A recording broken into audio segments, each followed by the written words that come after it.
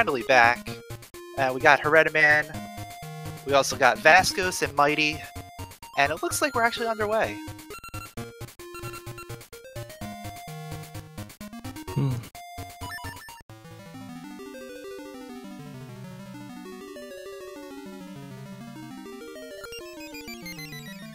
So for anyone that hasn't seen a race of Oracle of Seasons before, you're going to notice that they're playing on the Japanese version. Japanese version is mostly for text. It's a lot faster to play the Japanese version versus the English version. But there's also an exclusive glitch that is done in Dungeon 2. Saves a little bit of time on the mini-boss. And also in the Japanese version, the save and quit strategy is a little bit faster than in the English version of the game. So there are a couple of places where they'll be saving and quitting that if they had been playing on English, it would be faster to actually walk out. And this run uses save and quit a lot. Unlike some of your other Zelda runs, like A Link to the Past, where save and quit is banned, this run, you're going to see a lot of save and quit. That's mostly to just prevent backtracking and speed up the run overall. And for people that have watched the races in the past, you will have noticed a couple of things that the players had been doing, picking up certain gems that had gone unused thus far. And this is actually the first race wherein we'll be seeing all of those things being put to use.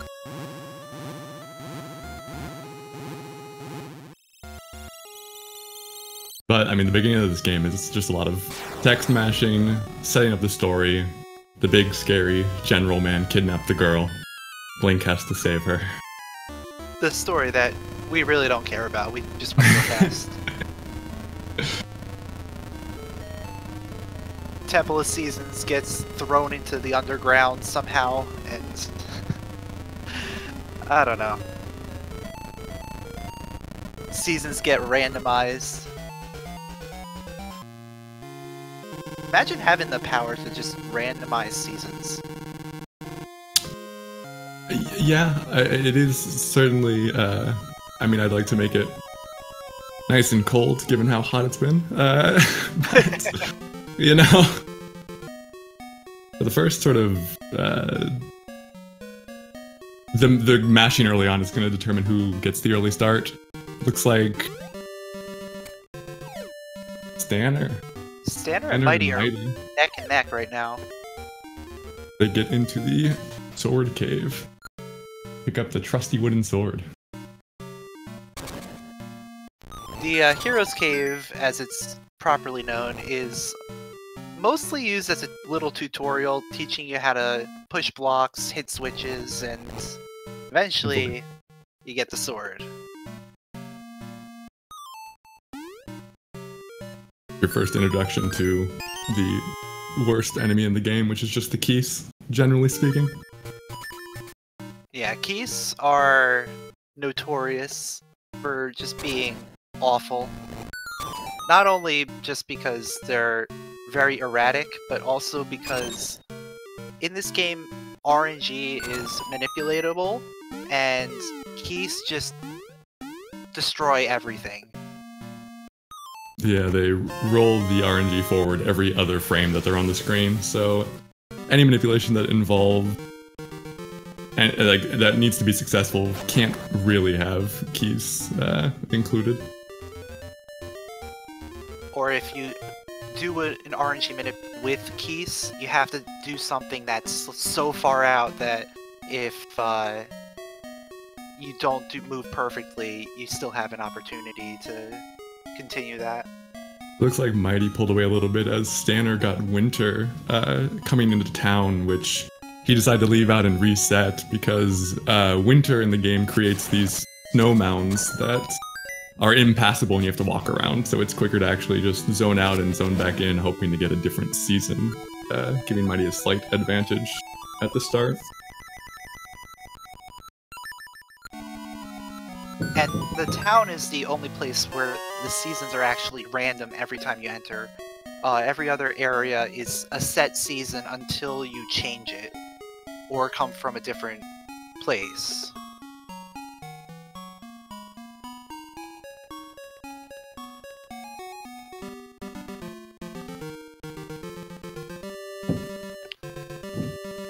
So as they come up to Dungeon 1, you'll notice that it sort of resembles the first dungeon from Zelda 1.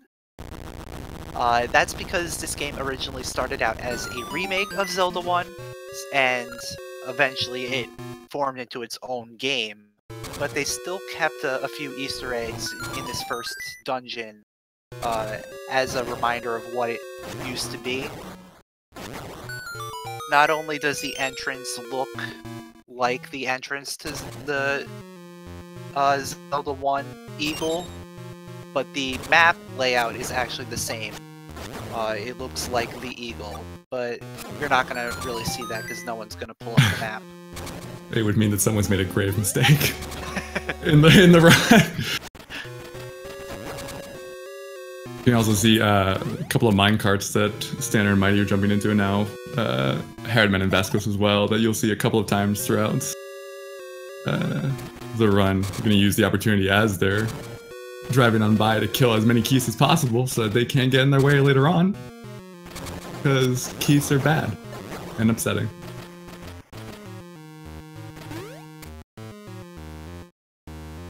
Mighty picking up bombs.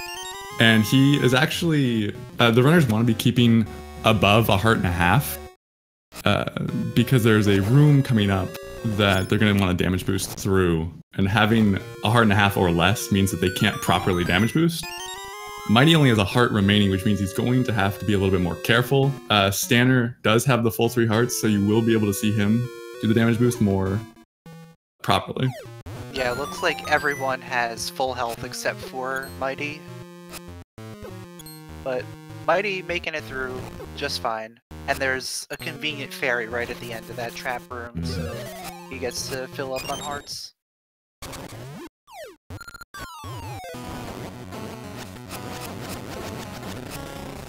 Mighty got trolled a little bit by the red gorilla there. He was trying to charge up a spin to hit the blue one another time, but then the red one hit him, so he poked it, and that lost his spin charge. It looks like Sttaner's slowly inching up on Mighty, and down at the bottom, Vascos and Herreteman pretty much almost exactly, just a little bit off. Two close little competitions going on. But now they've picked up the dungeon item, the seed pouch, which comes with 20 ember seeds, which are going to be used to burn enemies and burn down trees. And after collecting the boss key, you notice that the runners are doing a reset.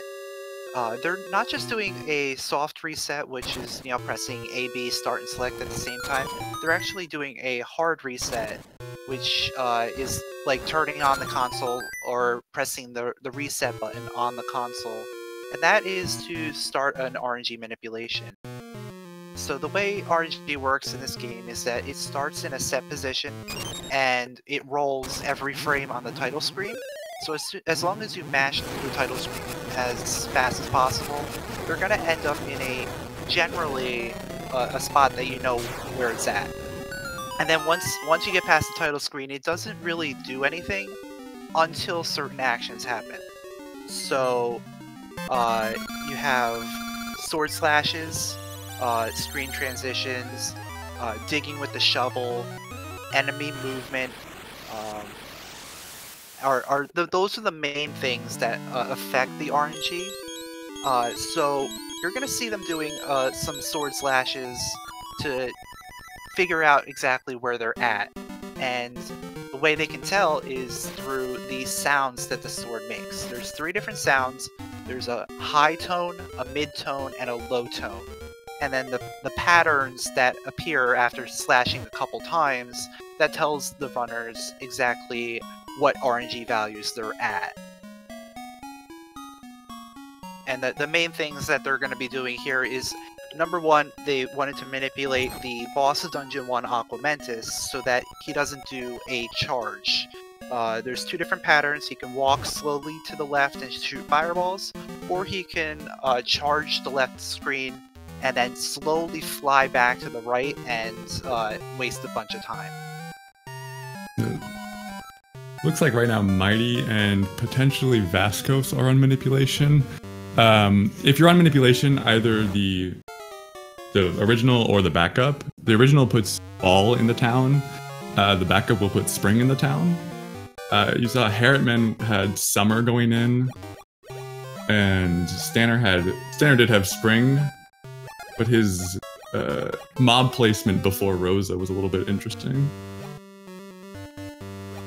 But you're going to see, continuing the manipulation out of Dungeon 1, they hold that manipulation all the way to the dungeon item of Dungeon 2, which is going to net them 2 or 3 major things. The first being this Rosa hide-and-seek game that they're playing. Rosa has 2 different patterns that she can do on each of these screens.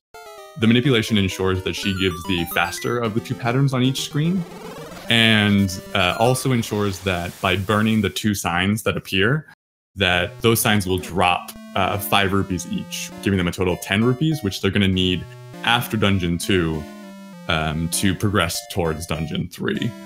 And then a bit later on, later on, after they get out of Subrosia, they'll be using it to manipulate enemy placements on their way to Dungeon 2. But right now, you can see everyone's entered into Subrosia and is heading towards the Temple of Seasons, which we saw get sunk into the ground earlier at the start of the run, where they'll be picking up the Rod of Seasons, which is the main sort of tool gimmick of the Seasons game overall. It's a rod that Link uses to effectively change the seasons whenever he swings it atop a stump. Starting out, the players only receive the winter season, but as the game progresses, they'll pick up the other 3 as well. But they'll be able to use that winter to change the landscape, create a couple of snow mounds that they're going to need to walk over that you'll see coming up. And winter also, it kills certain trees, so that some trees that take up 2 tiles end up taking up 1 and creating new pathways past them.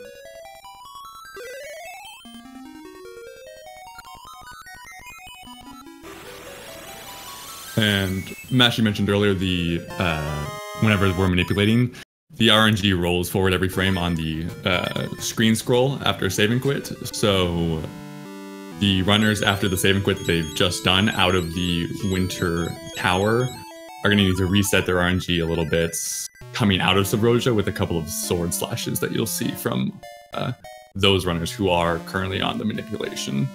They're going to be looking for 3 middle tones as they come out, which will ensure that the moblins on the way to Dungeon 2 are going to be giving them nice movements in nice locations, and set up the enemy placement inside Dungeon 2 itself.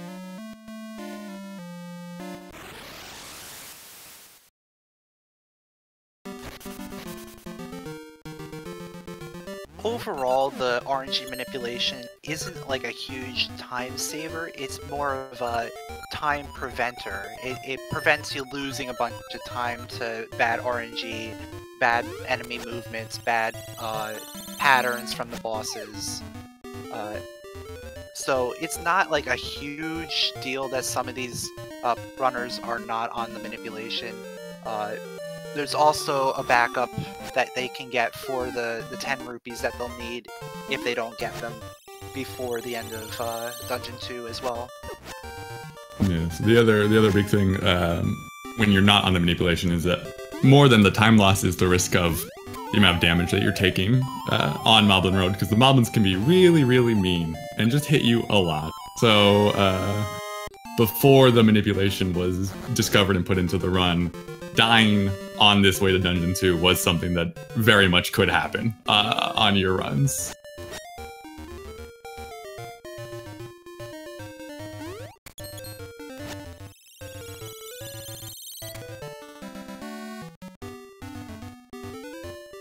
As of this point, all of our runners look to have at least 10 rupees outside of Sttaner, so Stanner's the only one that may have to pick up the chest if he doesn't get a rupee drop between now and about halfway through Dungeon 2.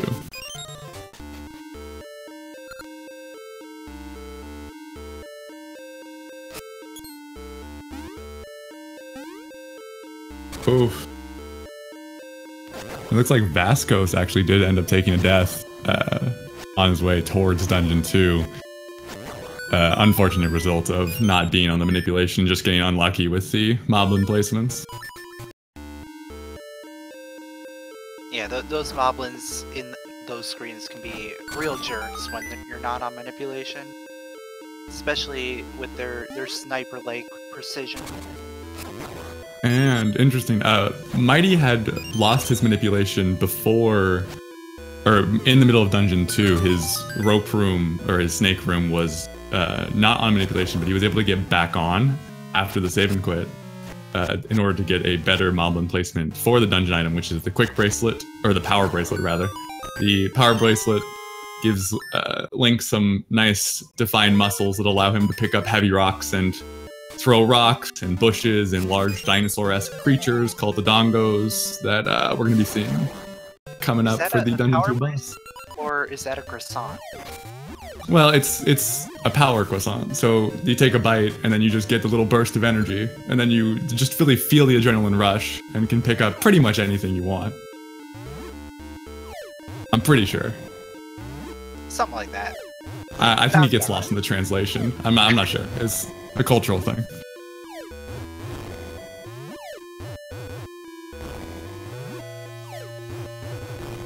This room that you're now seeing Sttaner finish up is technically timed. The chest will disappear after a set amount of time, but the timer's really slow to the point where you can actually miss a bomb throw and still get it. You're more at risk of potentially running out of bombs because you need 6 bombs. And if you do run out, then you're in trouble because there's not an easy way to get bombs. The closest thing is that at the start of that room, there's a Deku scrub that will sell you 10 bombs for 30 rupees, which is a lot of rupees that the runners just don't have. So Herreteman actually used a bunch of bombs trying to get the power bracelet, and he actually didn't have enough, so he's trying to farm some bombs now. Which he luckily remembered before going into the bomb room.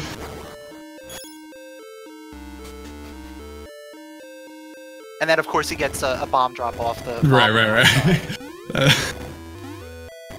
Whenever you don't try to make up for your mistakes, you get in trouble because then you would have gotten the RNG drop. Whenever you don't try to make up for it, you never get the lucky RNG drop. So it was just the way it goes every time. So we just saw Mighty doing the D2 mini boss glitch, where in the Japanese version, Facade's hitbox is available as soon as you enter the room. You don't actually have to spawn the fight. You just have to walk a certain distance into the room in order to actually spawn the fight.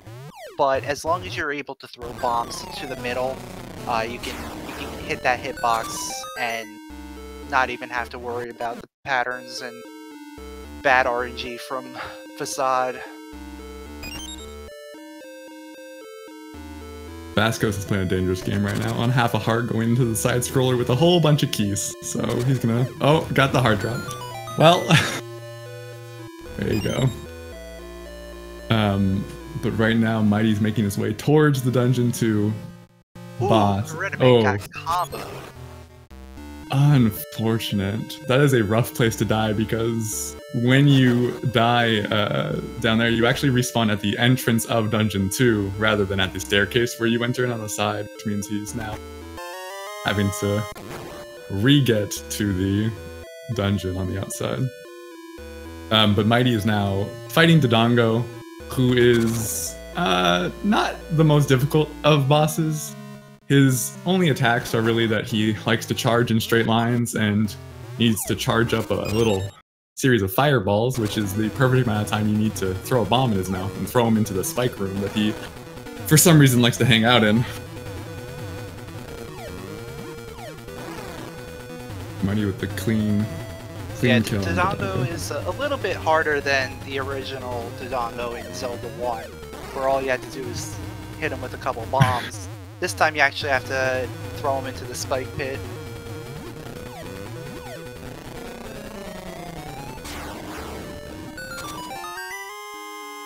Now, we may see, I'm not sure if Mighty's going to do it. I know that he likes to, but we may see Mighty do and he is going to be doing it. He's going to be doing another manipulation that is optional, that some of the other players may not be doing, called the Heart Ring manipulation, in which he is going to manipulate the Witch Maple to drop a ring that he will identify, which will be the Heart Ring, which, after a certain amount of steps, will regenerate a full heart.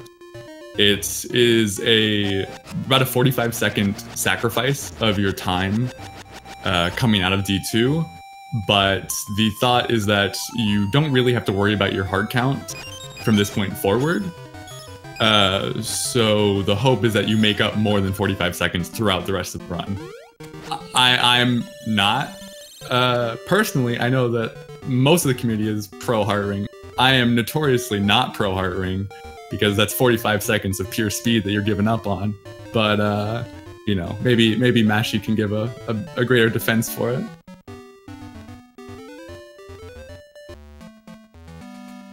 Well, you see, if you get the heart ring, you don't have to worry about health. You can just tank everything and keep moving forward. Counterpoint. Stanner's now in the lead. Mighty was in the lead until after D2. An interesting coincidence, I think. But we'll see how it plays out later on. I mean, if Stanner ends up dying in Dungeon 3 or Dungeon 4, it's gonna make Mighty's decision look a little bit more reasonable. We'll see how this plays out. This is gonna be our answer right here. Team Heart Ring is Team Mighty, and Team Non-Heart Ring is Team Stanner. And you just see Stanner beat up Blano in a boxing match. I'm not sure what exactly Blano's supposed to be. All I do know is that he did defeat a kangaroo in a boxing match, which meant that he got to keep the kangaroo's boxing gloves, which Link so kindly decided to win back, and he's going to give to our kangaroo friend, Ricky, who is the first of 3 animal companions that we're going to see in the run. We're going to get Ricky's flute, which is going to allow us to call Ricky on a whim. And Ricky is by far the worst of the companions, from a speedrunning perspective, and really just from a personal perspective, I think. Ricky's movement is lacking, to say the least. The way that he jumps and moves is not good for going fast, because sometimes he decides that he doesn't really want a full jump. He'll do a little slide, and every time you get to the end of a screen, if Ricky's not fully pushed up against the screen for the screen transition, he needs to do another jump, another full jump, to get to the full end. So you are basically, even if you're only half a jump away, Ricky does a full jump, which is just really slow, and he just doesn't want to work sometimes. Yeah, Ricky's movement is awful.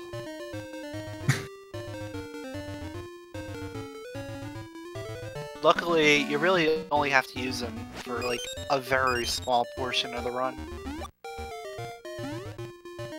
Let's see.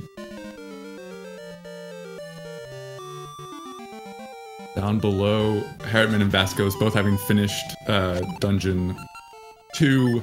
Vascos also doing the heart ring manipulation. Herreteman not, so Herreteman will pull away from Vascos a little bit there.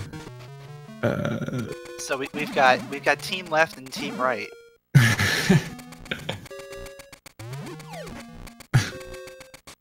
This is gonna be 6 essences. 7 essence will be next week.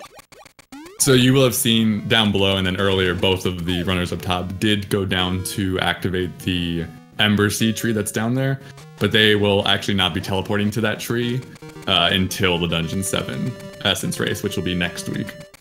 But because the goal of the run is to teach everyone the full any % route, they still activate the tree for the sake of learning and for the sake of every runner being on the same track. Yeah, each week we've been doing the full any % route through each dungeon. That way, some people don't just keep skipping some of the like less important things that you don't really need. Like, you see Stanner, he's going off to the right and going into this cave to collect a jewel. This is the first week that he actually needs the jewels. The past couple weeks, we still had them go and collect the square jewel just so everyone was on the same page. The heart ring strategy for the game is it's not required for the run. It's more of just a route difference. So whereas players are required to get the gems, and now they need the gems, but had always been required to get the gems and activate the trees. For something like Heart Ring, that is truly just your route preference. That's never been required for any of the runners, because despite running the game, I don't know how to do Heart Ring manipulation because I will never include it in my run, sort of thing. And we now see... Oh yeah, go ahead. Sttaner got first try Star Ore. The Star Ore can be in 1 of 4 spots. Mighty also got first Mighty try. with the first try. There's 4 different beach screens, and each screen has 1 possible position for the Star Ore to be in. So once you learn the 4 positions, you just check each one individually and hope you get it first try. Yeah, everyone's hoping for first try. Second try is also okay because first and second try allow you to both run up the stairs with your Pegasus Seed still active. But if your Pegasus Seed, if you get third or fourth try, your Pegasus Seed runs out before the staircase, which causes a bit of an issue because you start to go real slow up the stairs.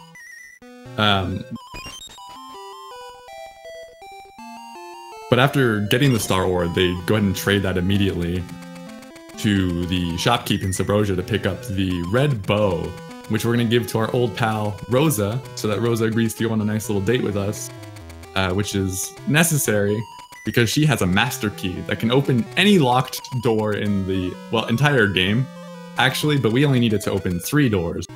And the most important one is the one that leads to the Summer Tower. It's going to give us, add Summer to our rod. And with Summer, the players are able to dry up certain pools of water and also grow vines that are climbable, which is a requirement to get into Dungeon 3. So I want to know why Rosa has this key and why she doesn't give it to us. Or like why we can't get it from her. That would make everything so much easier. We wouldn't have to get keys for any of the dungeons. It would certainly be nice, but I mean, I don't know what kind of price we would have to pay. We had to pay a bow for her to be able to come with us and be willing, but to give it to us? I can't imagine. Yeah. I can't imagine what that would cost. Unfortunately, what if there was a dark timeline where you kill her? Oh, I mean, yeah, I think that's actually the story of Oracle of Ages. No, wait, no, that's not right. Sorry, no, that's a different game. It would certainly make for an interesting little side story, but it would make the game a little bit too easy. Maybe we need to keep the challenge in. Okay. So Stanner's into Dungeon 3. You see those spiked beetles that he conveniently flipped with the shovel? You're not really supposed to do that. You're supposed to hit them with your shield to knock them over. But the shovel does the same thing, so we can actually skip getting the shield altogether and just use the shovel. And right now you're going to see is he going to do it? Stanner does look like he's attempting the hands manipulation, in which he's trying to ensure that the floor masters spawn in a way that allow him to not have to pull out his sword and swing, because that's slow. He did, however, make a little misstep, so he will have to clear them, hopefully not having to kill this last one to save a little bit of time. Mighty's going to try the same thing. Hands room is the worst room in the game. Especially since you have to go through it twice. Yes. That is certainly true. It's the most obnoxious room, to be certain, and the grab sort of range on the floor masters is similar to that of a like in the game, which is to say that you can be like a full diagonal tile away and get grabbed and be very upset.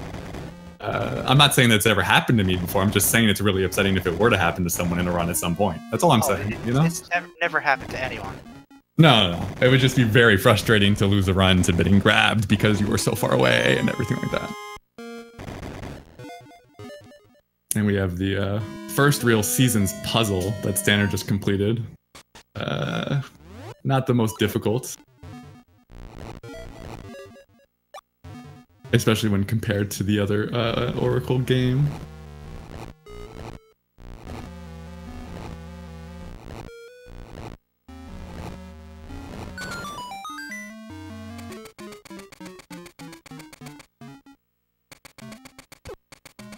Both Herreteman and Vascos having just picked up Summer. Heading back towards Dungeon 3 now at this point. Sttaner's picked up the Dungeon 3 dungeon item, which is the Rock's Feather, which, I mean, we've got the Power Bracelet, which makes Link nice and strong, and now we have the Rock's Feather, which gives Link just thighs of steel that allow him to jump up and clear great distances, especially when in combination with our Pegasus Seeds. Going fast, jumping fast. This sort of starts the portion of the game that is now platform heavy and allows for a lot of the cool jumps and movement in the game.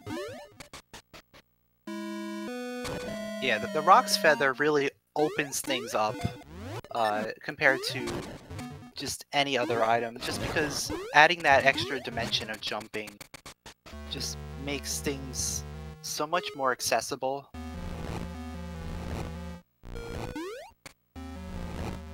And then having the Pegasus Seeds on top of that to make you go fast and even jump further just keeps it going.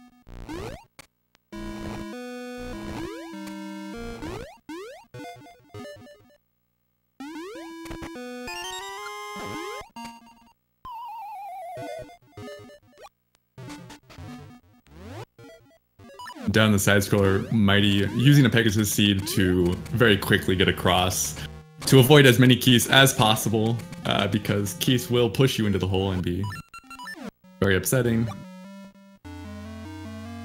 And after coming out of that underground area, we've got Hans Room Part 2. Yeah. Meanwhile, Herreteman in Hand Rooms Part 1. Also Vascos. Oh, Vascos. No.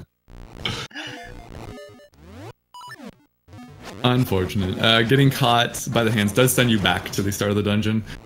It doesn't reset the enemies that you are required to shovel, so you can just walk right through, but still a real pain. They're now coming up to the Dungeon 3 mini-boss, Omuai. There are 3 little squid creatures that you want to grab up and hit with your sword as they bounce around. Each one requires 4 sword slashes to destroy. Are they squids or are they kids? I'm pretty sure, I mean, they do bounce around. I don't think they've developed their kid powers yet. I think that this was actually the precursor to Splatoon. I'm pretty sure that this inspired it, this fight in particular, but we were in the baby steps, and unfortunately Link cut their lives a little bit short before they developed that ability.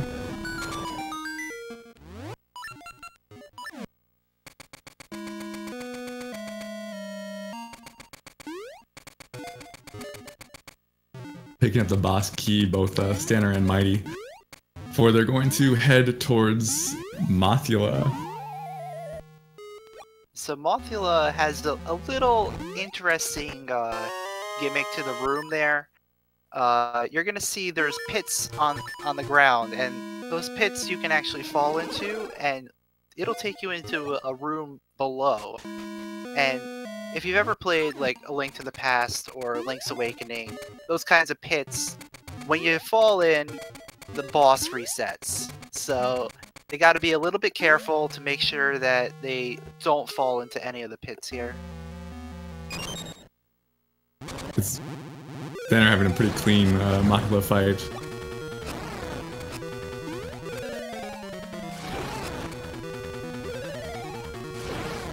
Ooh.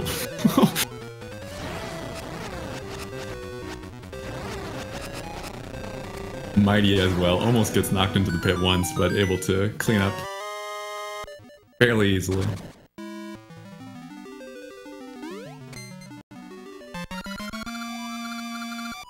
So Mighty actually made up quite a bit of ground during that dungeon there.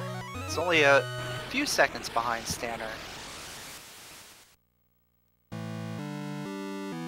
believe Vascos may have had a bit of a mishap on his way to the Rock's Feather as he needed to repeat a couple of the rooms. He's now picked it up and is heading over towards the side scroller.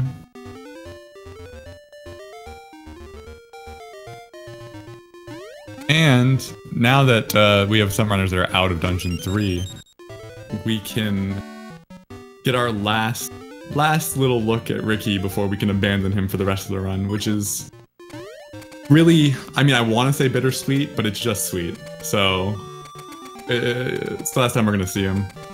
And we're going to hope that as a parting gift that he gives the runners a Pegasus seed drop, so that we have full Pegasus seeds coming, continuing forward. Sttaner does get one immediately. So this area that Sttaner and Mighty are now in actually changes depending on which animal companion you have. Since Ricky is the quickest to pick up, there's a lot of... We get Ricky in the run so that this area has a lot of cliffs for jumping and going up and down. If you were to happen to get one of the other animal companions, this area would look a lot different. If you got Moosh, there'd be a ton of pits all over there that you'd have to fly around. And if you got Dimitri, this place would be completely covered with water. Let's see. Herreteman making his way into the D3 mini-boss, the Omuai fight. Mighty also getting a seed drop. Vascos getting caught by the Floor Masters again, sent back to start of Dungeon 3 in the part 2. Secretly one of the most challenging dungeons. Yeah, it is surprisingly difficult, especially given where it is in the placement of dungeons. I think, personally, I find Dungeon 4 to be the hardest dungeon in the game. I know this may be a contentious point amongst other runners, but Dungeon 4 is the sweet spot of difficulty and not yet having enough hearts. But I think Dungeon 4 is where we're going to see whether or not the heart ring is going to be a factor for the runners. Yeah, Dungeon 4 is definitely, like, the turning point in the run. Like, if you get past Dungeon 4, you're pretty much gonna go the rest of the way.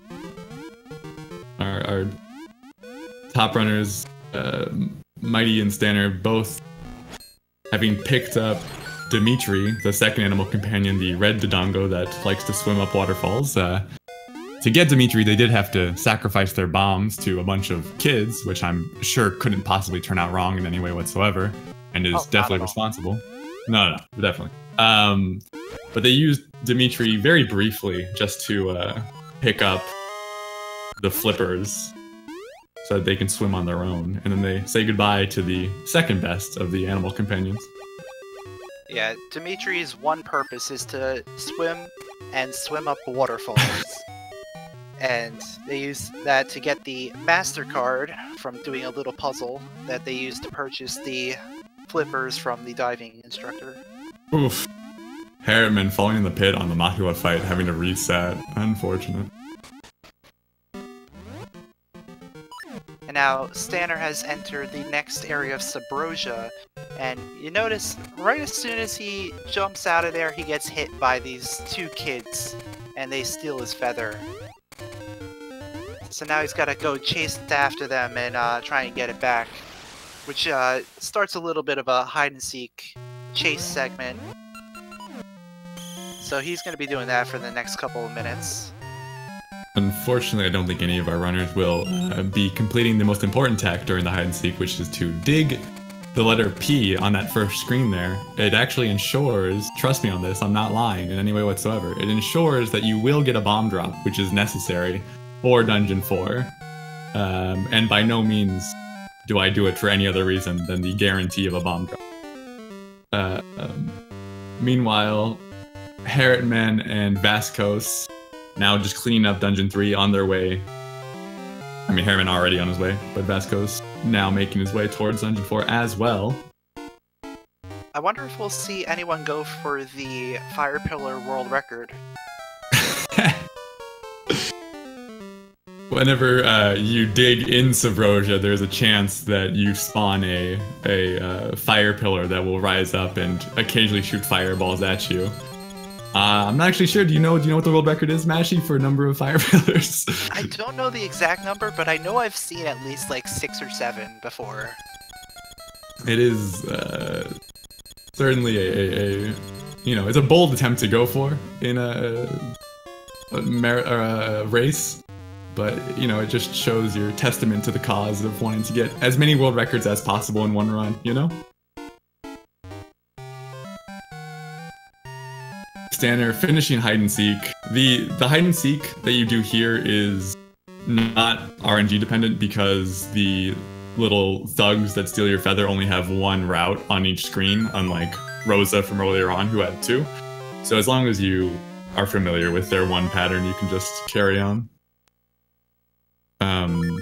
But with the feather, Stanner's going to be able to make his way towards the Spring Tower to pick up our 3rd season.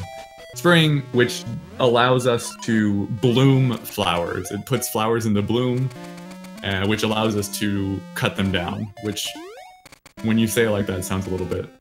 There's 2 types of flowers. There's flowers that turn into rocks in other seasons, and then there's flowers that, they're bigger flowers that they bloom and they suck Link in and they're able to shoot him up cliffs.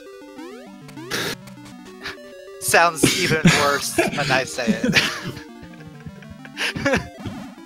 So Link will be able to clear some paths and also jump up cliffs without the use of Ricky in a... Yeah, I never actually thought about it in that terminology, but when you say it like that, it does sound a little bit strange. And you'll also see one of the first, or one of like 2 or 3 technically glitches in the game, Rooster Clip from Sttaner there, who pushed up against the mushroom on the previous screen, which pushed Link just a little bit up into the rocks and allowed him to grab the Coco through the rock there. It saves like a screen and an item transition. But you do need to be careful when doing that and make sure that you're in the spring season, because if you do that in any other season, you end up getting soft locked in this area with banana, because the only way out is through those flowers that bloom only in spring. Sttaner, getting the bomb drop from the flowers, which you will need for Dungeon 4. If you don't get a bomb drop on your way to Dungeon 4, there is a chest that you can get, but it is, of course, out of the way and a little bit slower, so getting the bomb drop is always preferable. And I know that... Oh, I forgot to mention that we are now with the best animal companion in the game, our blue bear, Moosh! Oh, so Moosh is the best for a couple of reasons. Namely, he's adorable. He can fly. He's blue. His name is Moosh, which is just a great name. And he gives us the ability to get the Dungeon 4 key. All of which are just great, great features.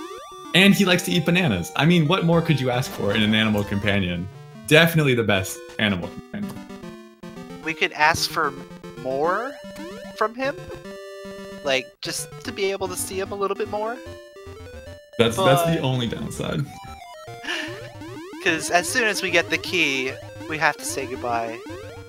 The only downside to Moosh is that we don't get to see more Moosh throughout the run. Meanwhile, Herreteman now starting hide and seek, his feather stolen. Vascos making his way about to enter into hide and seek as well. I'm pretty sure the lore behind these two little thugs here is that Rose is upset that you ditched her after your date, and so she knows that you're going to Dungeon 3, and so she tells these two thugs, she says, hey, that Link guy, he's going into Dungeon 3 to get a cool item. I want you to steal that item next time he comes in. It's just his punishment, to teach him a lesson about manners and respect after dates, you know? Date etiquette. So this is just teaching Link a lesson. So Link may deserve this a little bit. Yeah, Link does deserve it. oh wait, no, sorry. On the side of the road there. Not even saying goodbye or anything. You know, Link's got a world to save. He's a quiet, mysterious fellow. He's just... Oh, do I see something Vascos! on Vascos' screen? Vascos! He did it! He dug the pee. What a guy. What a guy. I hope Vascos wins.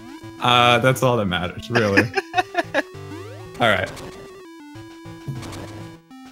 What a play. Dungeon 4 has really good music, is very long, and has this very amazing pot-pushing puzzle. Yep, yeah, you say amazing. I believe my translation is trash, I think. It is the slowest room in the game, and it's the slowest room that makes you feel like you're going slow. No matter how well you execute, at the end of that room, you're always like, that felt slow. Yeah. No matter how well you do it. Yeah.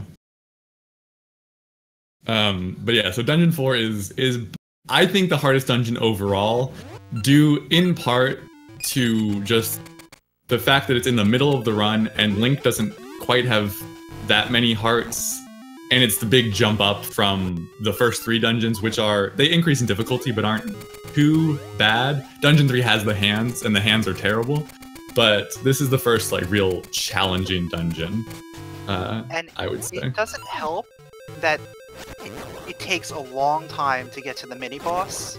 Mm-hmm. So if you die, you're going back quite a ways to try and get back to the mini-boss. Yeah.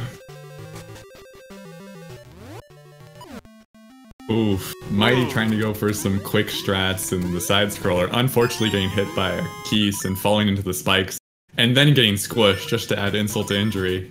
Actually, getting squished there was probably the best play, because trying to get back, he would have lost even more health. That is true. It did port him back to the start, but it still feels bad either way. Oof. Sttaner taking a fall.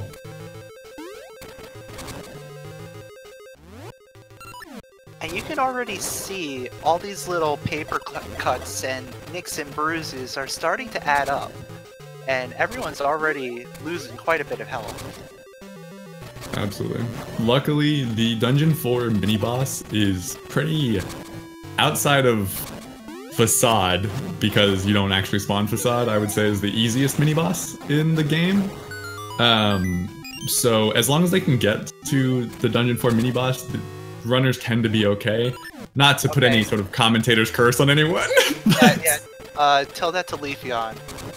Well, I mean, sometimes you can't account for certain things, but typically, you know, you that's fair. That's fair. I guess you could die. So hopefully none of that happens. I'm sure that everyone will be fine. Watch, in about like 5-10 minutes, we'll see in the race chat that Leafeon died again.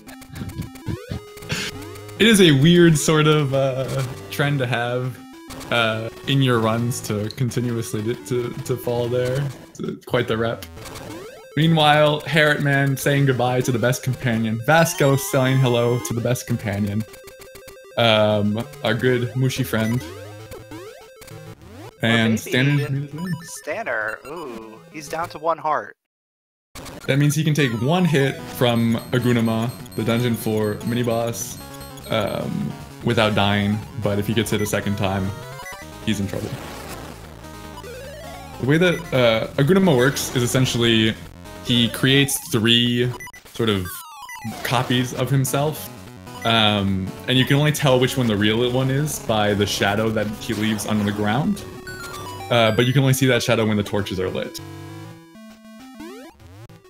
So by waiting till like the last moment before the 3 of them spawn, you can get 2 cycles of attacks in before the torches go out. Both Sttaner and Mighty making it through the mini-boss fight just fine. Picking up the fairy, obviously, so that they can regain health. And picking up the dungeon item, the slingshot, which we can now use to fling our hard-earned seeds away at other things. Herreteman was close to dying, but luckily he knows about the 3 bushes next to the Dungeon 4 entrance that have hearts.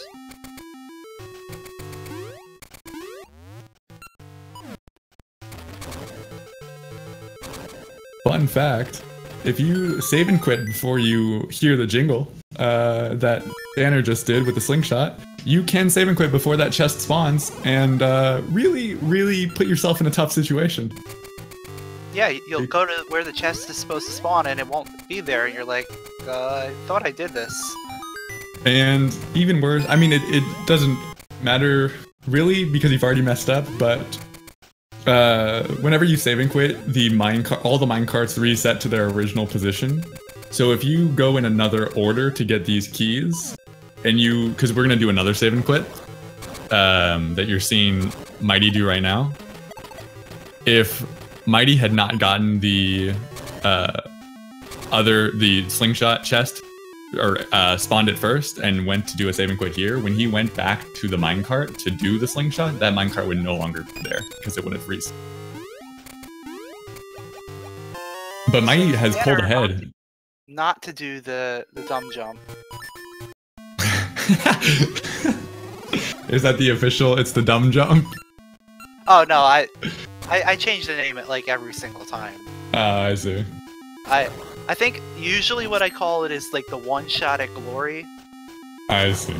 Because if you use a seed after you get off of that minecart, you have enough time on that seed to do 1 attempt and then still go through normally before that seed runs out. Whether or not I go for that jump depends 100% on whether or not there's a keys right in my way. If I see a keys anywhere near it, I'm like, yeah, you know what? It's not worth it. It's really not. It's not worth the risk. Sttaner taking out some aggression on all the Zols in that room, just to make a point. You see Mighty and Sttaner. Oh! Sttaner with a damage-boosted jump across that gap. That was cool. Sorry, that was... I've never seen that before. You saw Mighty, he lined up on the right pixel and did a buffered jump.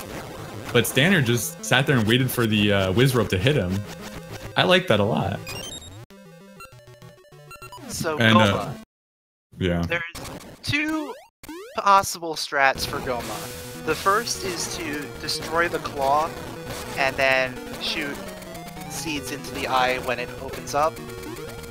But you can also shoot seeds into the eye before you destroy the claw. There's just a very small window vertically that you can actually shoot the seed in without it bouncing off the sides.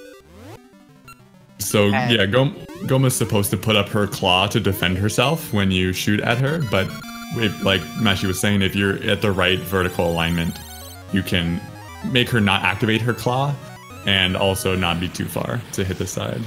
But you have to make sure you don't get too far away, because if you do get too far away from her, she just puts up the claw anyways. But attacking Goma without destroying the claw takes 15 seeds, but if you destroy the claw, I think it only takes 5. Yeah, it only takes 5 seeds, but when you do destroy the claw, Goma goes into speed mode. She activates her own Pegasus seeds that are just permanent, and she moves very sporadically, very horizontally, And you could either get, if you get an optimal fight, it's faster to do it that way, but you won't get an optimal fight. Oh, so it's just it's not gonna happen. So you should just do it without cutting the claw off. And that's the entire reason they get the scent seeds, is so that they have enough seeds in order to kill Goma without having to destroy the claw. Herreteman getting in. Sorry. Because the only seeds that actually do damage to Goma are scent seeds and ember seeds. And mystery seeds. Sometimes. Sometimes. So yeah, so if you run out of scent seeds, you would switch over to ember. And if you run out of ember, you can switch over to mystery. But the way that mystery seeds work is that they randomize their effects as one of the other seed effects, essentially. So there's a 1 in 4, 1 in 5 chance of, or no, sorry, a 2 in 5, I think. Yeah, it'll be 2 in 5. 2 in 5 chance of. 2 in 4. It would be a 50% chance. Because there's only 4 different seeds that it can be, right? Does mystery seed not have its own effect that it could do? I actually don't know. Regardless, there's a chance that it can do damage, but it is very RNG based. At the very best, it's 50%. Yes, at the very best, 50% chance. Meanwhile, you are watching Mighty and Sttaner both pick up the final season, the fall season, which completes the rod, and Link is now the wielder of all 4 of the seasons. Fall does, I believe, 2 main effects. The first one that you're going to see that's useful for getting into Dungeon 5 is that it ripens mushrooms, because as everyone knows, if it's not autumn, all mushrooms turn to stone and are completely immovable by all forces of nature, and can only be moved when they're ripened, in which case they can be picked up and thrown. I'm pretty sure that's based entirely off of real worlds. Entirely, of course. Okay, good. I was just making sure. Explanation. Just wanted to verify. And then the second thing is that the fall season will cover holes in the ground with leaves, which allow Link to sort of walk over pits or holes so long as he doesn't walk slowly, too slowly. It's the closest to pit walking that we're ever going to get to, so, you know. Who knows? Maybe someone will finally find a way to do pit walking RTA. Sure. It's a great meme, Mashi. It's a great meme. Thank you.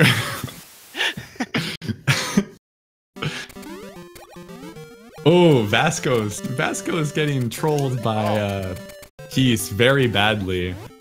2 keys right in front of the switch there. If there's 1 keys that's not too close to the switch, you can hit the keys and still get another seed off. But when there's 2 like that, it's near impossible. No, unfortunately, Vascos expending his last Ember Seed, which means he'll have to switch over to Mystery here.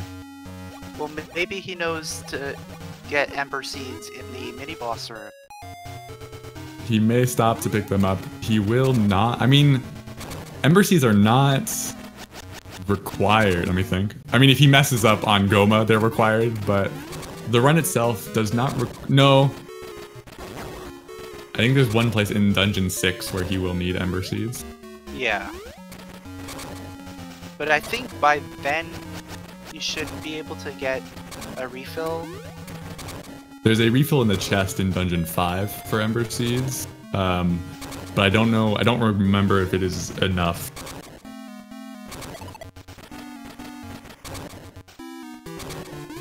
You see both Vascos and Herreteman going for the dumb jump, as it's so affectionately called at the moment. Herreteman goes for it once and then goes around. But our Mighty and Sttaner both in Dungeon 5 at this point. Mighty's just picked up the dungeon item, which is the Magnet Glove, which really just adds to Link's cool jump potential, as Link can now combine Pegasus Seeds and the Feather and the Glove to really zoom across and do some cool jumps.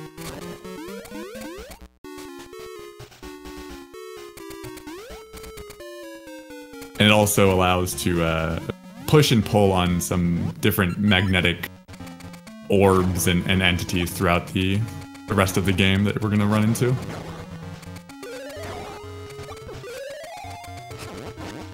This room that Mighty's about to enter into is the Armos room.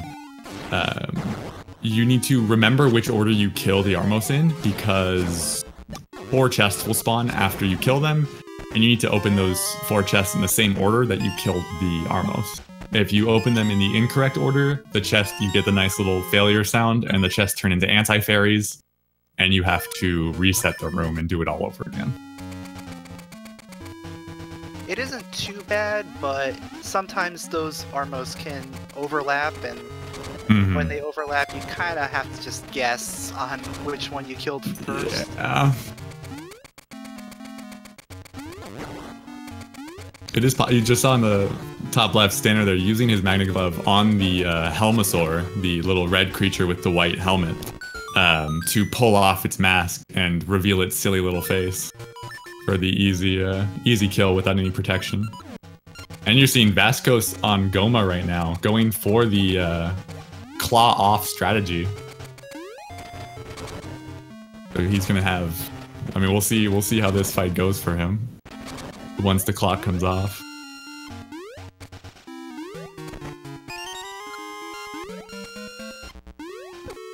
The one good thing about removing the claw is now Goma's going to start spitting out these little creatures, and they have the opportunity to drop hearts. They can drop more seeds, so it's a little bit safer because you can actually refill on stuff.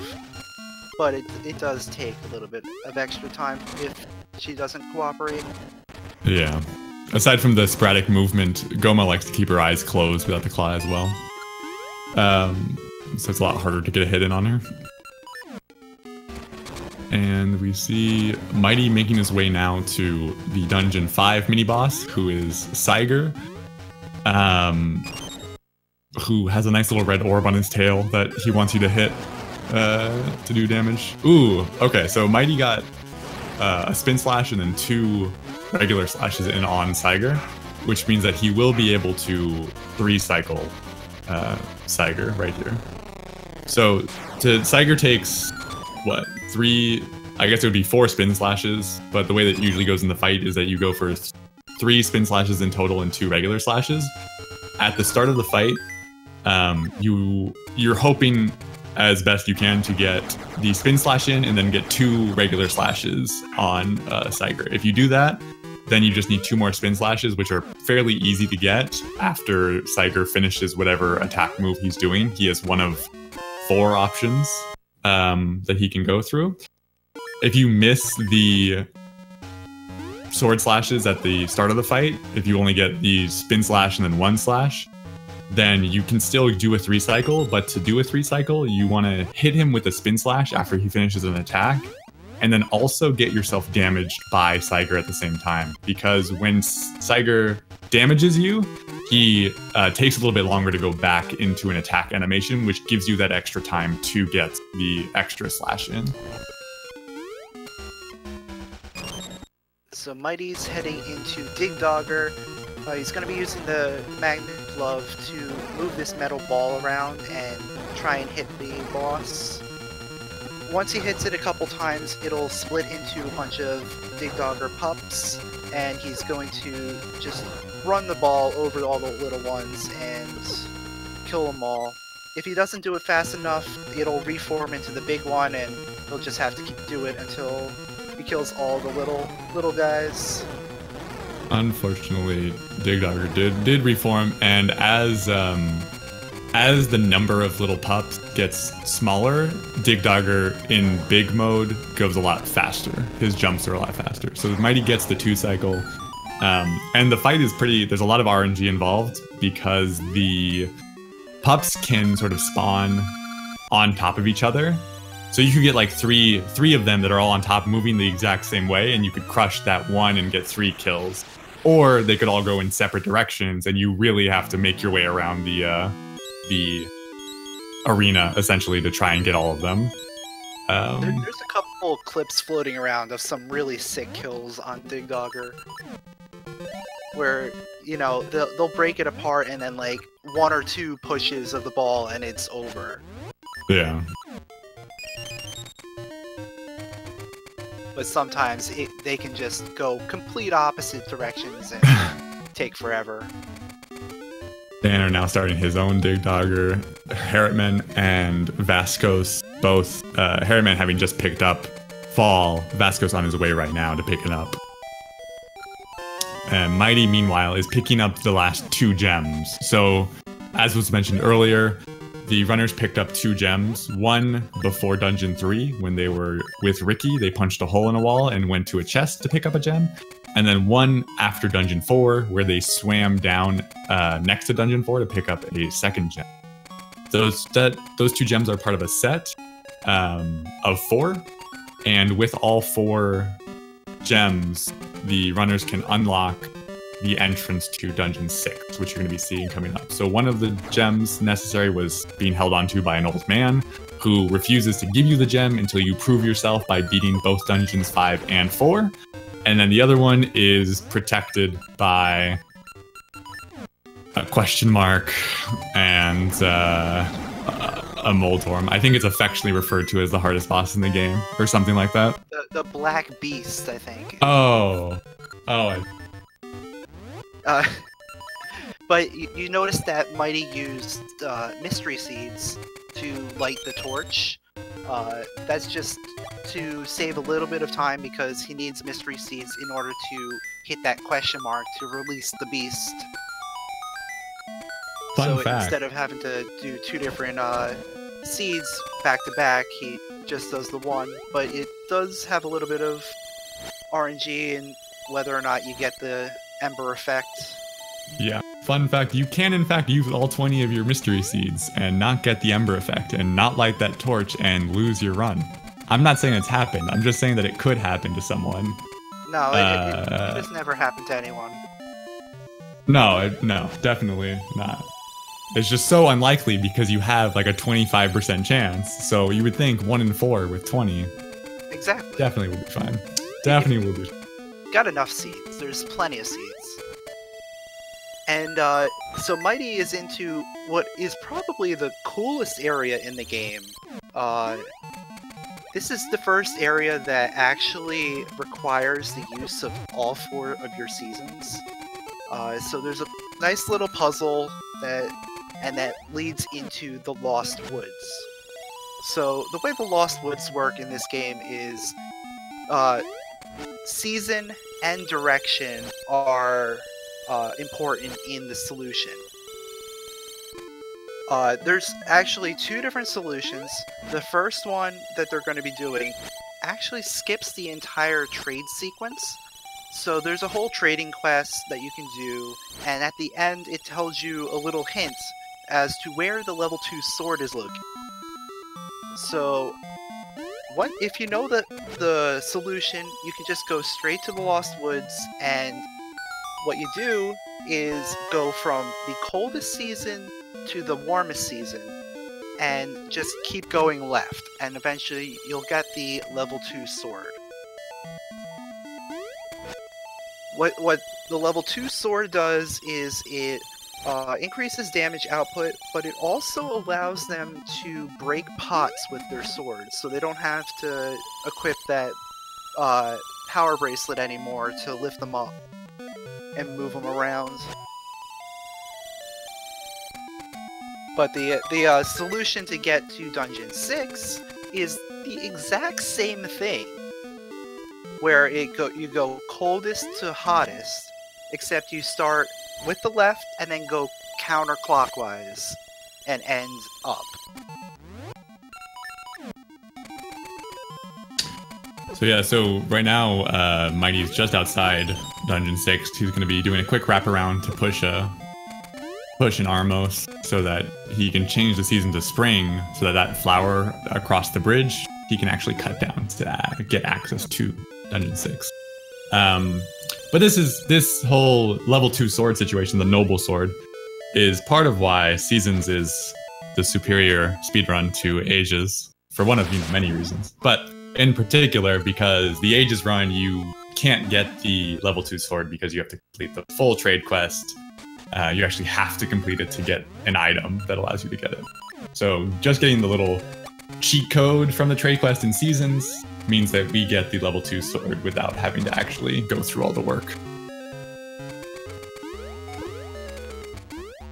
Now, Dungeon 6.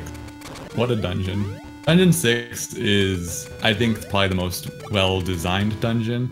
Just overall. It's not necessarily the most fun to go through for me, but it is certainly well-designed and contains the 2 worst. I say worst in the sense that they're difficult or annoying. Mini-boss and boss fight in Vire and Manhandla. Because of sporadic movements. We see Mighty's gonna do a quick save and quit, and then gonna be doing a couple of cool jumps. Ooh, Sttaner, meanwhile, on the top left, so that, not changing the Season of Winter yet. That save and quit that Mighty just did actually saved him a key. Normally you're supposed to go back out and you use that key to unlock the key block. But by doing a save and quit, you save that key for later and allows you to progress a little bit further. Otherwise, you'd have to be doing some more shenanigans with the spinner. Mm-hmm. I think it's there's one other... I mean, I guess all 3 of the last 3 dungeons, 6, 7, and 8, all include a key skip. Huh. I think about that. Herreteman finishing up Saiger, going to be making his way to Dig Dogger soon. Vascos also about to enter into Saiger fairly quickly here. And Sttaner just making his way into Dungeon 6 as Mighty is about to pick up the dungeon item for the game, the Magic Boomerang. Magic Boomerang is a boomerang that you control with your mind. Or I guess Link controls your mind. You control No, it's magic. Oh! Right, it's in the name. It's magic. Oh. I overlooked a very simple solution. But the Magic Boomerang is both better than the original Boomerang for so many reasons, but in particular just the amount of distance, the control, and then it also does things like damage and kill those Armos quite easily. And the fact that you don't have to do Subrosion dancing in order to get it. You don't want to do Subrosion dancing? Are you saying that Subrosion dancing is not the best part of the game, Mashi? Are you making that bold, hot claim right now? Maybe. You going on record? I think that's unacceptable. I think most people would agree that Subrosion dancing is not fun. I mean, it's fun if you have to do it 6 times. Oh, I see. Doing Subrosion dancing 6 times will give you Dimitri's flute, which is too many times for a flute, I think. Really, 6 dances is too many dances, period, but just for a flute it seems like too much.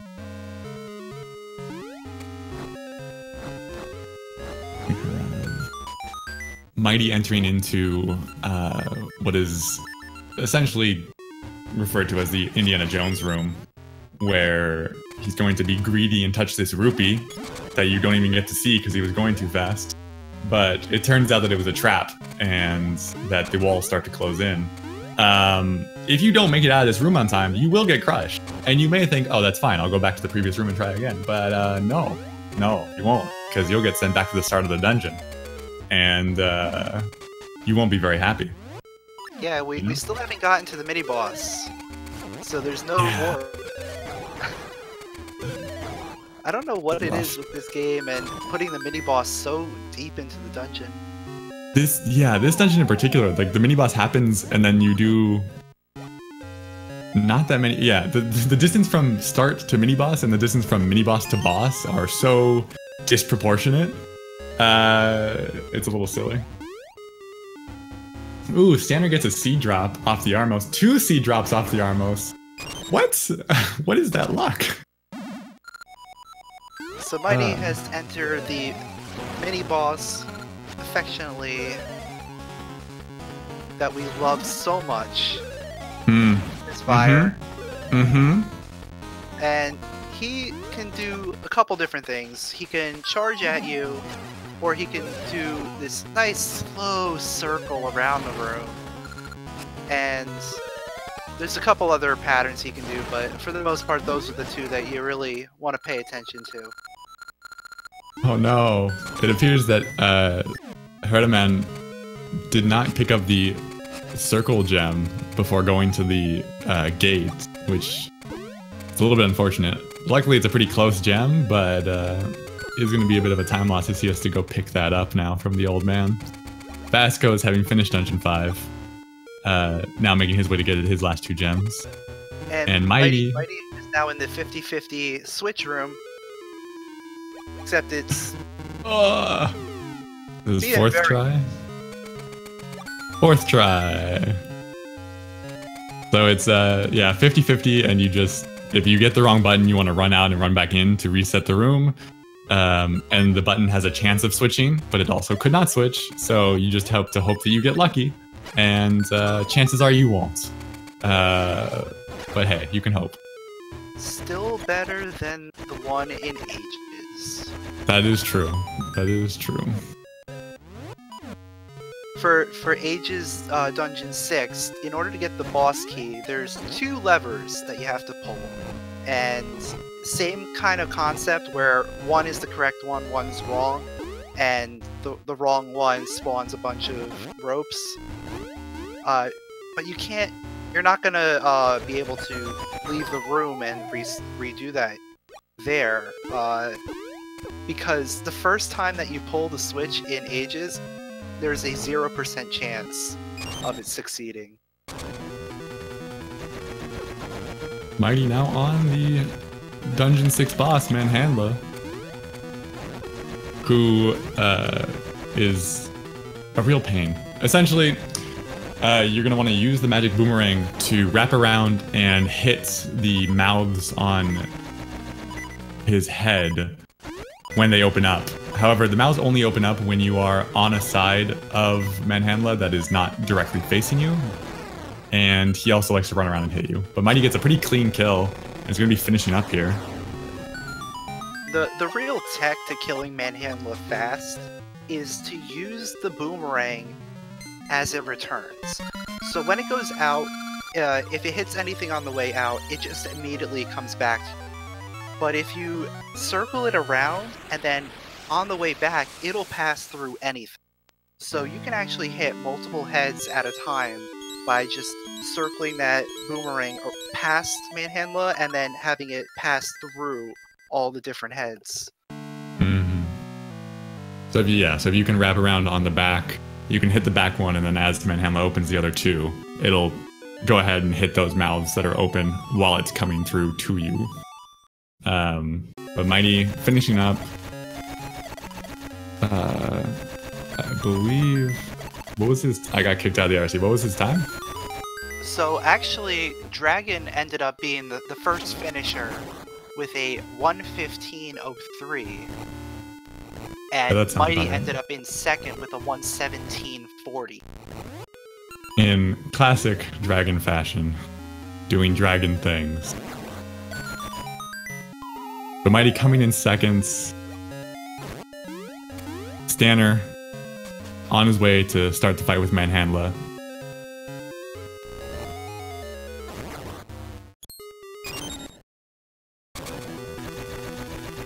Vascos and Herreteman making their way towards Dungeon 6. Sttaner getting some good hits in. The goal is, as best as possible, to destroy all the heads at around the same time, because with each head that gets destroyed, Manhandla starts to move faster.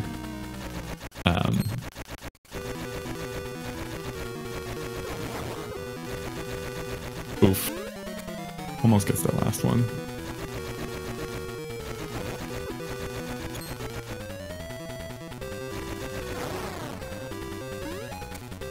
Ooh. Sttaner finishing up.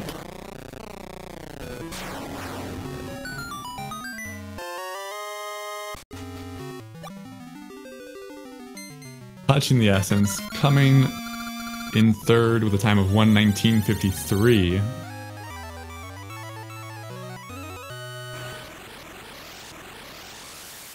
As Herreteman is making his way through Dungeon 6, on his way back to the spinner to pick up the first dungeon key so he can save and quit, continue forward. This room... His way around to open up the Armos so he can jump up to Dungeon 6.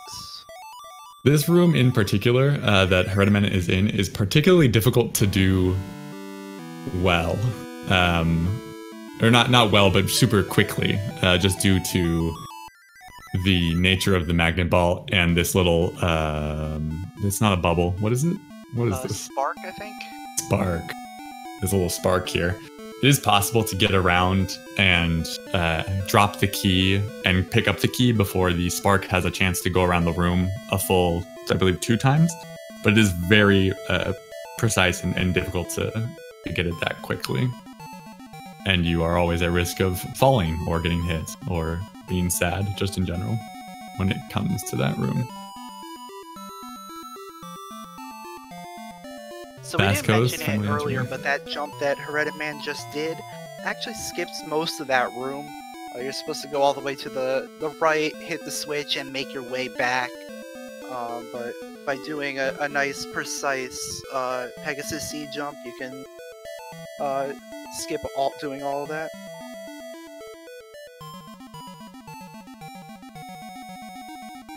Vascos now making his way to that room to pick up the key.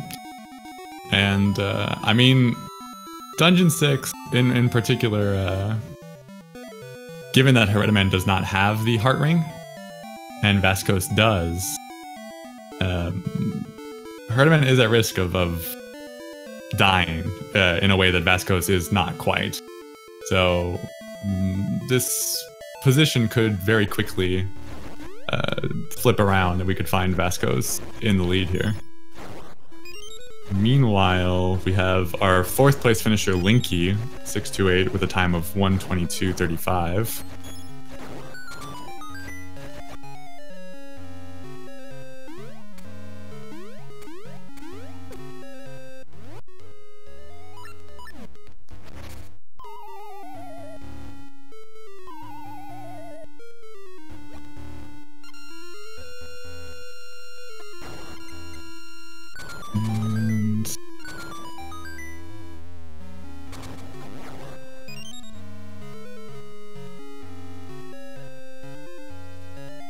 Oof.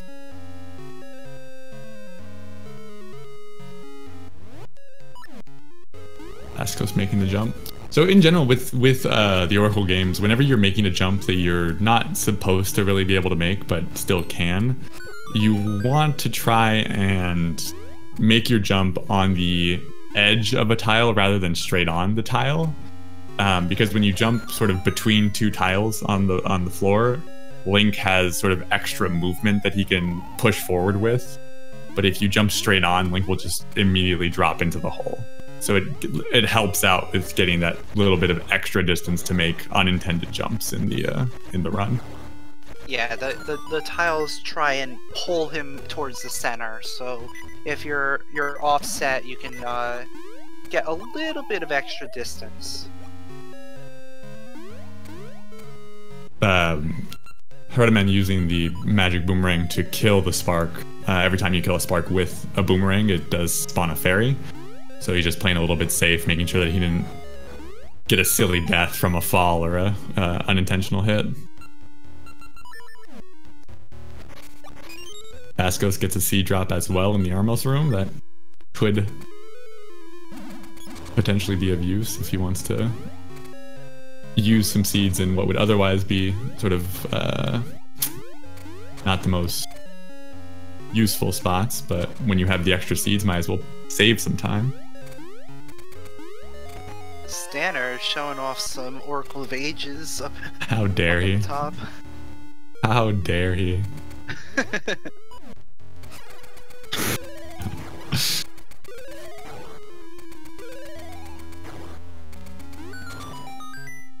Have our 5th place finisher, Sagas, finishing with a time of 1:25:28.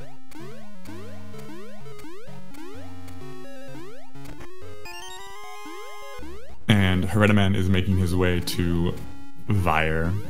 We'll see how the red imp decides to treat him as we get in there.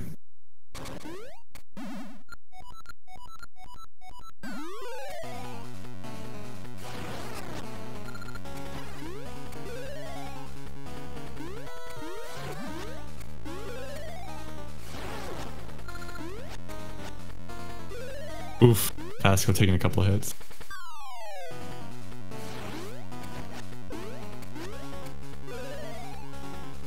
It is possible to hit Vire as he's doing the slow circle around, because there is a certain distance that Vire will allow you to get to while the sword is facing him before he decides to run away.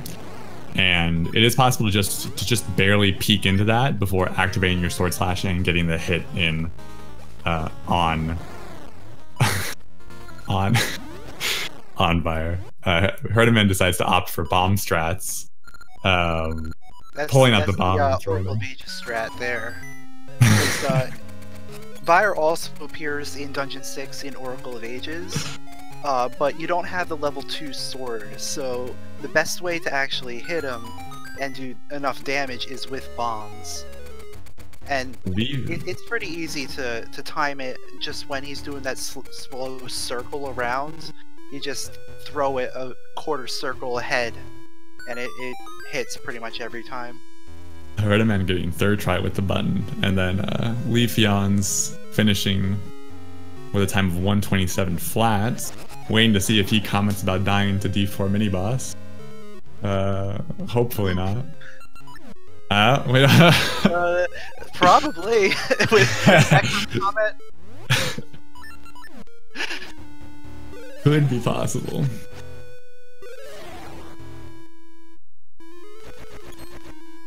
Oh, Sttaner.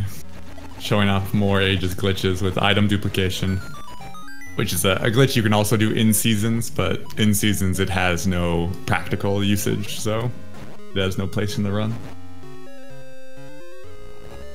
So yeah, fun fact, you can fill up that entire screen pretty much with shovels, as long as you have room to move around. It's not very practical, but it can be fun.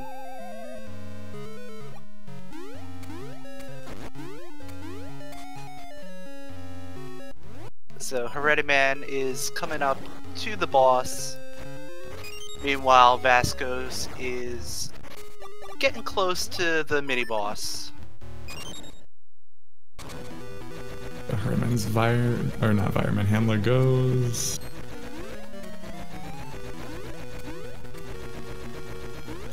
Oh, so if you are in the middle of a Rock's Feather jump while you throw the boomerang is actually up above enemies, so you can't hit anything while you do a jumping boomerang throw.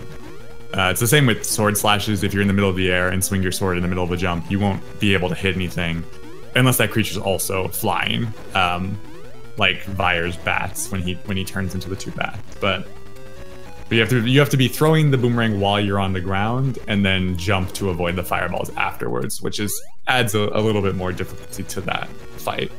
Yeah, surprisingly, this game has a Z-axis.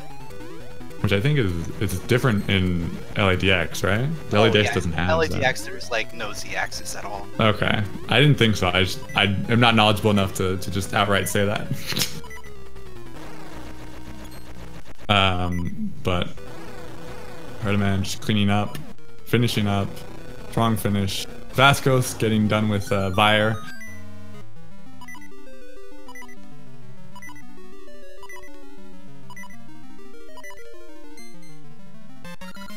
So Herreteman finishes up in 6th place with a SRL time of 1 hour, 29 minutes, and 31 seconds. Vascos having slightly, I mean, I say better luck, but I think he got it second try, which is, I think, the best that anyone got on screen here.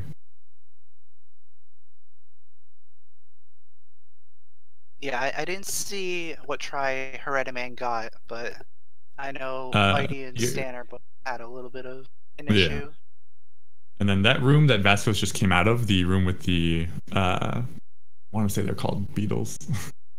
With the beetles, essentially, the intended way of doing that is to use the magnet glove to pull out one of the magnetic orbs to crush them with. But if you just equip your Gale Seeds on your shooter, you can just port them out and it counts as a kill, so you can keep going just to save some time.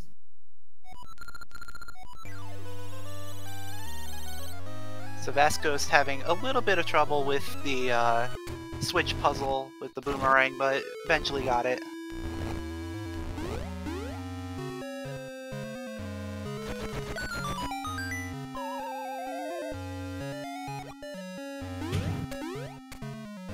And we're going to be entering into Manhandla shortly here with full hearts. Herreteman also opening up Oracle of Ages. How dare they? How dare they? I'm insulted. Well, he's showing off the waifu tree, so... That's fair. That's fair. I mean, Seasons Maku tree is better, but it's fine.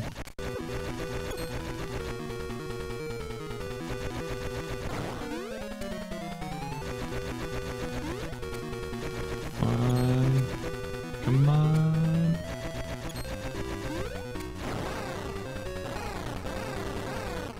Finishing up on Manhandla.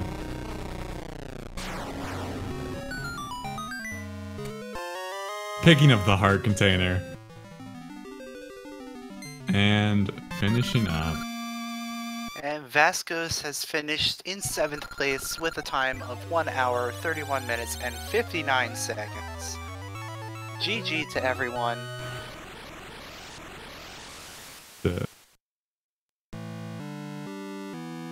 So that's going to do it for us today. This run was only up to the end of Dungeon 6. Next week we'll be back, same time, 3 p.m. Eastern Time, next Saturday. We're going to be doing, once again, we're going to be doing a Seasons race. This time we're going to be heading up to Dungeon 7. Ooh, Dungeon 7's my favorite dungeon because you get your upgrade to the Rock's Feather. It's very exciting. You also have a very interesting skip, so we'll see if these runners are practiced up on post-skip. It's good. Dungeon 7 and 8, where it gets really, really intense.